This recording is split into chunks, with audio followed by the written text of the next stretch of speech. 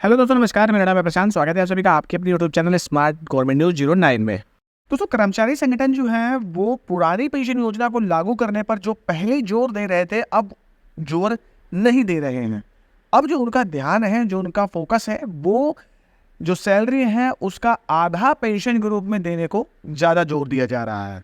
और इसी कारण से जो पुरानी पेंशन योजना बहाली की जो मांग का जो मुद्दा है वो उससे हटकर अब इस मुद्दे पर आ गए हैं कि 50% एनपीएस का संशोधन करके चाहिए।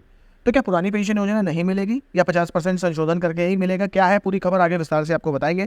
ज़्यादा के लिए देखने के लिए बने रहेगा वीडियो पे। चैनल पर तो चैनल को सब्सक्राइब कर लीजिए, बेल आइकन दबाइए ताकि ऐसे वीडियो आपको मिलते रहे और आप हमेशा अपडेट रहें। चलिए बिना देरी करते वीडियो को स्टार्ट करते हैं। दोस्तों, पुरानी पेंशन की मांग कर रहे केंद्र सरकार के कर्मचारी के मामले में एक नया मोड़ आ गया है। केंद्र सरकार के कर्मचारी का नेतृत्व जो संगठन कर रहे हैं, उनकी पेंशन को लेकर अब ओपीएस शब्द की कोई जिद नहीं रह गई है। कर्मचारी संगठन सिर्फ आखिरी वेतन का आधा गारंटीड पेंशन के रूप में चाहते हैं। इसके साथ साथ न्यूनतम पेंशन और पारिवारिक पेंशन को बनाए रखने का सरकार से वादा चाहते हैं। सरकार नेशनल पेंशन नई स्कीम यानी एनपीएस पर काम करने वाली वित्त सचिव की समिति के साथ कर्मचारी संगठन को बैठकें होती रहती हैं। उसके बारे में दोनों पक्षों ने अभी तक कुछ नहीं कहा है।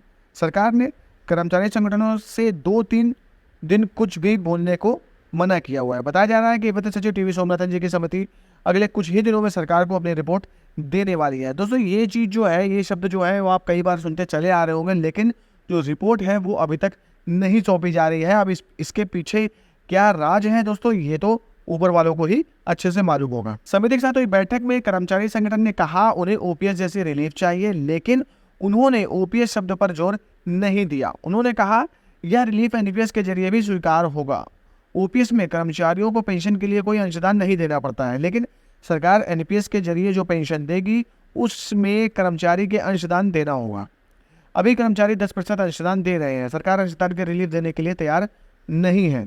एनपीएस सुधारने पर काम करने वाले वित्त सचिव की समिति की सेवा शर्तों में अंशदान में से रिलीफ की कोई बात है भी नहीं। कर्मचारी संगठन इस भरोसे है कि सरकार एनपीएस को सुधारने के लिए बड़ी धनराशि वाला कॉर्पस फंड देगी। यह बात वित्त सचिव के साथ बैठक में हुई थी। अभी तक 50 लाख कर्मचारी ओपीएस पर ही अड़े हैं। राज्यों के कर्मचारी संगठनों को एनपीएस का सुधार स्वीकार नहीं है। अगर भारतीय राज्य सरकारी कर्मचारी महासंघ के अध्यक्ष सुभाष लांबा का कहना है कि पीएफआरडी एक्ट, पेंशन निधि विनियामक और विकास प्राधिकरण रद्द किया जाए और ओपीएस बहाल किया जाए। पीएफआरडी एक्ट 2014 से लागू किया गया था और केंद्र और राज्य सरकार के उन कर्मचारियों पर प्रभावी होता है जिन्हें एनपीएस मिलती है। कर्मचारियों का प्रतिनिधित्व करने वाले संगठन 2 वजह से एनपीएस का विरोध कर रहे हैं।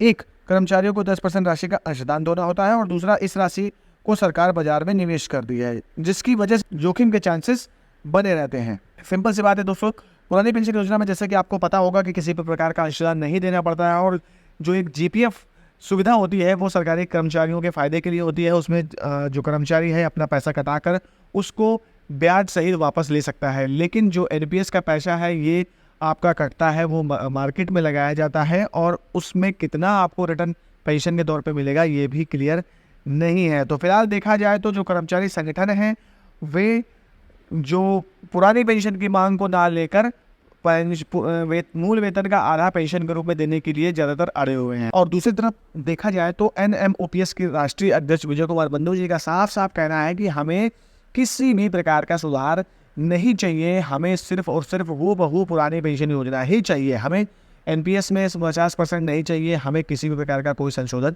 नहीं चाहिए। कि देखिए, इसमें खबर ये भी आई थी दोस्तों कि यदि कोई कर्मी अभी वर्तमान में जैसे रिटायर जाता है एनपीएस में, तो उसको 60% पैसा उसको तुरंत दे दिया जाएगा और 40% की पेंशन बना दी जाएगी। लेकिन अगर सपोज करिए जो आंध्र प्रदेश मॉडल है, जिसमें कि बताया जा रहा है कि इस मॉडल के तहत जब आप रिटायर जाएंगे तो आपको 50% पेंशन दी जाएगी, तो बताया ये जा रहा है कि जो 60% पैसा अभी दिया जाता है वो जब 50% लागू हो जाएगा तो आपको वो पैसा नहीं दिया जाएगा। तो देखिए, कुल मिला के उसमें नुकसान ही है। फिर आपको ओनली 50% जो भी पेंशन बनेगी वो आपको दिया जाएगा। अब उसमें डीए लगेगा या नहीं लगेगा ये भी पूरी तरीके से स्पष्ट नहीं किया जा रहा है। तो कुल मिला के देखा जाए तो कर्मचारियों को गुमराह करने की पूरी तरीके से कोशिश की जा रही है।